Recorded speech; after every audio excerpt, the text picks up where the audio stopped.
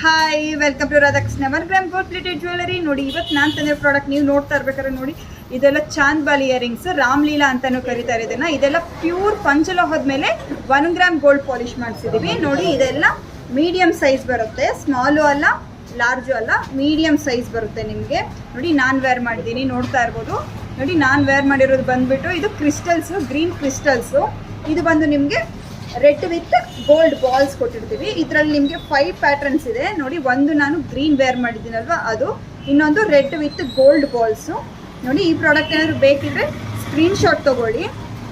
ನೋಡಿ ಇದು ಬಂದು ಹವಳ ಹಾಕಿದ್ದೀವಿ.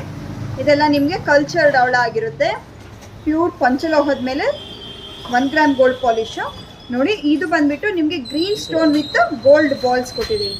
ನೋಡಿ ನಾನು ವೇರ್ ಮಾಡಿದ್ದು ಬಂದು green stone with green crystals, ಇದು ಬಂದು green stone with green balls.